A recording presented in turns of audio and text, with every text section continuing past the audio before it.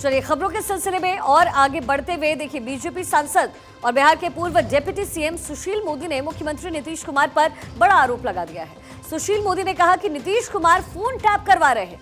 सुशील मोदी का यह आरोप तब लगाया गया जब आरजेडी विधायक सुनील सिंह और नीतीश कुमार के बीच सोमवार को नोकझोंक हो गई और नीतीश कुमार ने कहा कि सुनील सिंह केंद्रीय गृह मंत्री अमित शाह के साथ तस्वीरें खिंचवाते हैं और उनके संपर्क में। एक रिपोर्ट देखिए।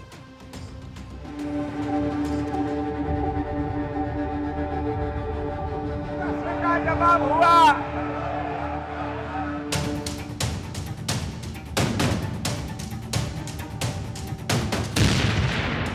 बिहार में सियासी टक्कर, उठ रहा बवंडर।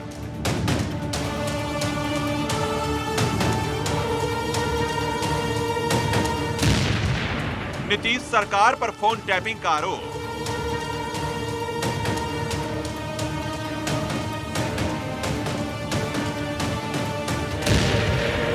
सुशील मोदी का अटैक, कैसे बचेंगे सुशासन बाबू।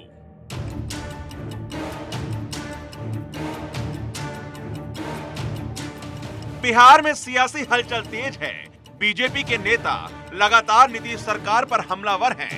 विधानसभा में जोरदार हंगामा कर रहे हैं। डिप्टी सीएम तेजस्वी यादव से इस्तीफे की मांग है।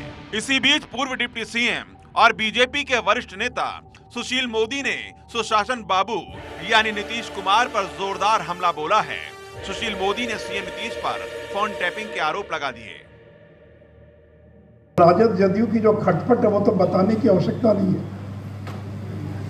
एक दूसरे पर आरोप लग रहा, तुम बीजेपी से मिले हो, वो कह रहा तुम बीजेपी से मिले हो, तुमने कैसे फोटो खिंचवा लिया अमित शाह के साथ। और नीतीश जी कह रहे हैं कि मुझे सबका मालूम है। इसका मतलब ये लोगों का फोन टैप हो रहा है क्या कि नीतीश जी आपको समूह को मालूम है कौन किससे मिल रहा, कौन कहां जा रहा है, कि अपने खुफिया तंत्र को अपने विधायकों के पीछे लगा दिया ताकि कोई अगर बीजेपी से मिल रहा हो तो उसकी सूचना मिल सके। बीजेपी के इस आरोप को महागठबंधन के नेता ने एक सिरे से नकार दिया और कहा कि बिहार में बीजेपी का जनाधार खत्म हो रहा है, जिससे परेशान होकर इस तरह की बातें कही जा रही हैं। मुझे ऐसा लगता है कि जिस तरह से बीजेपी हमेशा धन बल के माध्यम से संवैधानिक ढांचों को जो खतरा पैदा कर रही है और संवैधानिक ढांचों को जो तोड़ने की कोशिश करती है, जिसका जीता जागता उदाहरण महाराष्ट्र है। हाँ, तो वो ये बीजेपी की रणनीति रहती है कि यत्र तत्र सब धन बल का उपयोग करके किस तरह से तोड़फोड़ की नीति करती है। ऐसा कोई बिल्कुल निराधार आरोप। चलिए अब आगे बढ़ते हुए बात करते हैं मौसम की मार की। देखिए, हिमाचल, उत्तराखंड, दिल्ली और पंजाब समेत कई राज्यों में पिछले कई दिनों से लगातार बारिश हो रही है। हिमाचल में 24 घंटे में 39 जगह पर लैंडस्लाइड हुआ है। व्यास नदी के उफान के चलते इमारतें भी ढह गई, पुल ढह गए हैं। हिमाचल और उत्तराखंड समेत हैरान करने वाली ये तस्वीरें राजधानी दिल्ली से भी आई, जहां 3 दिनों की बारिश ने प्रशासन की तैयारियों की पोल खोलकर रख दी। वहीं यमुना नदी उफान पर है, खतरे के निशान से काफी ऊपर है। बाढ़ की वजह से यमुना किनारे बसे सभी लोगों को दूसरी जगह पलायन करने को मजबूर होना पड़ा है। अब आपको एक रिपोर्ट के जरिए पूरी स्थिति क्लियर करते हैं।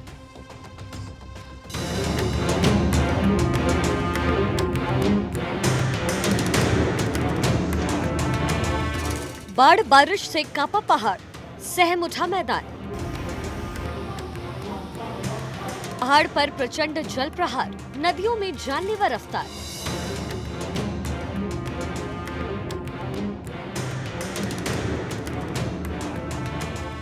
हिमाचल में हाहाकार, उत्तराखंड में तबाही अलर्ट, पंजाब में जल प्रहार, दिल्ली यमुना में उफान। बारिश बाढ़ का संकट, दिल्ली में डबल डेंजर। पिछले 3 दिनों से देश के कई हिस्सों से जल आक्रोश की तस्वीर आ रही है। हिमाचल में 72 घंटे से ज्यादा की मूसलाधार बारिश से हाहाकार मचा है। 2 दिन के भीतर 21 लोगों की जान जा चुकी है। कुदरत के जल क्रोध में करोड़ों की संपत्ति स्वाहा हो गई। नदियों का रौद्र रूप देखकर हर कोई सहम गया। अगर सेना, एनडीआरएफ और एसडीआरएफ की टीमें बहादुरी न दिखाती तो न जाने जान माल के नुकसान का आंकड़ा कितना भयानक होता। कुदरत के इस प्रहार ने लोगों की आशाएं छीन लिए। मजबूरी में लोगों ने अपना घर छोड़ दिया।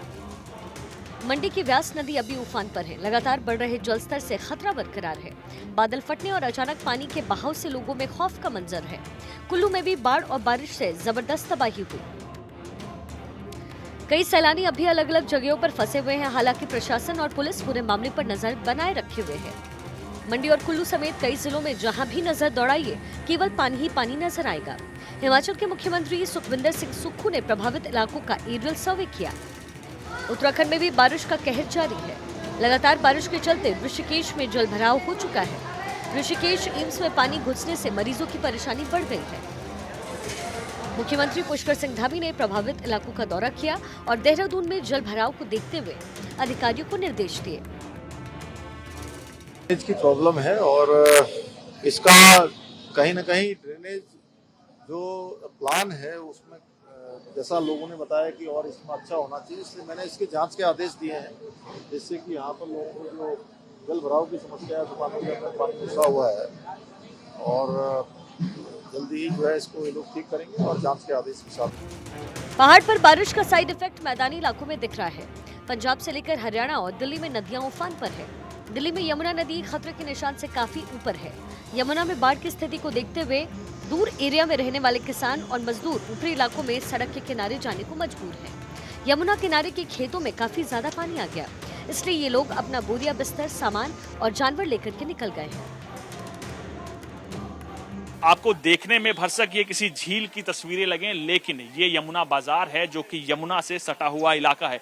दरअसल हरियाणा के हथनीकुंड बैराज से कल भी 3 लाख क्यूसेक मीटर पानी छोड़ा गया, जिसके चलते यमुना इस वक्त अपने डेंजर लेवल से ऊपर बह रही है, जिसके चलते यमुना का पानी अब घरों को अपनी जदों में लेने की शुरुआत कर चुका है और यमुना बाजार के तमाम घरों में पानी घुस चुका है। तो आप देख सकते हैं तमाम विजुअल्स आपको सामने देखने को मिलेंगे। घर पूरी तरह से जलमग्न हो चुके हैं और यमुना मैं आपको दिखाना चाहता हूं, ये यमुना बाजार का इलाका है जहां पानी घुसा हुआ है और हर घरों में पानी कुछ इस कदर गया हुआ है कि लोगों को छतों पर शरण लेनी पड़ रही है। दिक्कत होने से बाहर कोई गवर्नमेंट की तरफ से व्यवस्था नहीं की गई, दिल्ली सरकार की तरफ से पहले टेंट वगैरह लग जाते थे, इस बार टेंट वगैरह कुछ भी नहीं लगाया गया। बाहर कोई व्यवस्था नहीं है, हम लोग कहाँ रहे।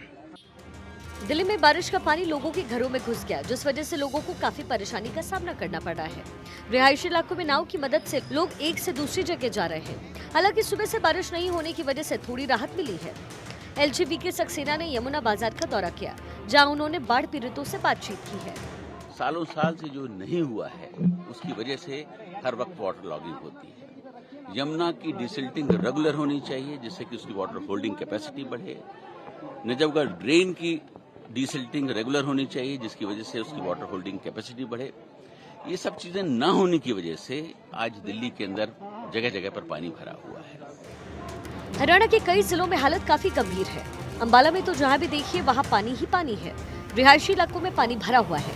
प्रदेश के गृह मंत्री अनिल विज ने प्रभावित इलाकों का दौरा किया। पंजाब के कई जिलों की स्थिति भयावह है। बारिश से राज्य के 4 जिलों में बाढ़ की स्थिति पैदा हो गई है। रूपनगर में नदियां उफान पर है। NDRF और SDRF की टीमें मुस्तैद है। बारिश और बाढ़ की वजह से खेतों में खड़ी फसलों को भी काफी नुकसान हुआ। यहाँ पर हमें SP हेडक्वार्टर और DRO साहब के हुक्म से यहाँ अलर्ट किया गया है।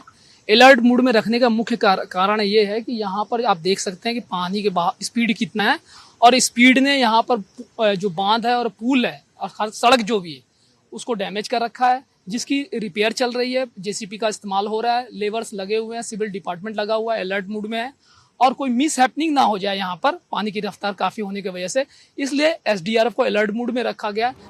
राजस्थान के धौलपुर में भी हालात बेहद खराब है। सड़कों पर पानी भरा हुआ है। ट्रैफिक पर पूरी तरीके से ब्रेक लग चुका है। लोग घरों में कैद रहने के लिए मजबूर हैं। Bureau report, Bharat 24।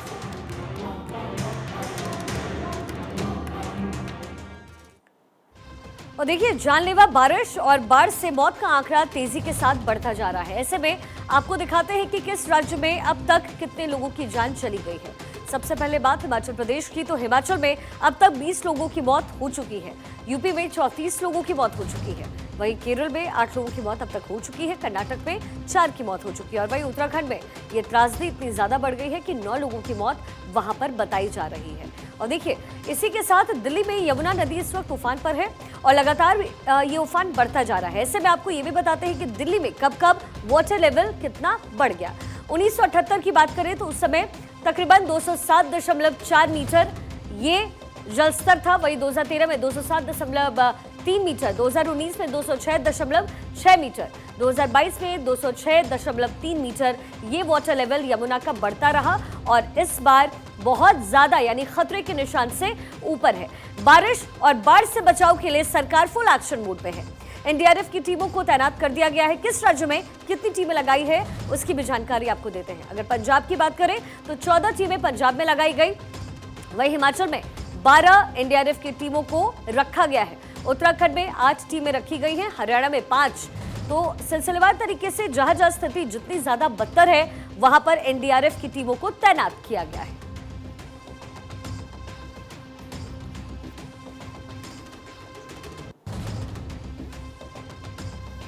तो ये स्थिति आप देख रहे हैं ना केवल पहाड़ों में बल्कि मैदानी इलाकों में भी हाल बुरा है। आपको अभी हमने सिलसिलेवार तरीके से बताया कि किस तरीके से पहाड़ से लेकर के मैदान तक बाढ़ की चपेट में इस वक्त नजर आ रहे हैं। हिमाचल में हाहाकार है, उत्तराखंड की स्थिति खराब है और न केवल हिमाचल और उत्तराखंड बल्कि दिल्ली एनसीआर में भी भारी बारिश के बाद त्रासदी जैसी तस्वीरें नजर आ रही।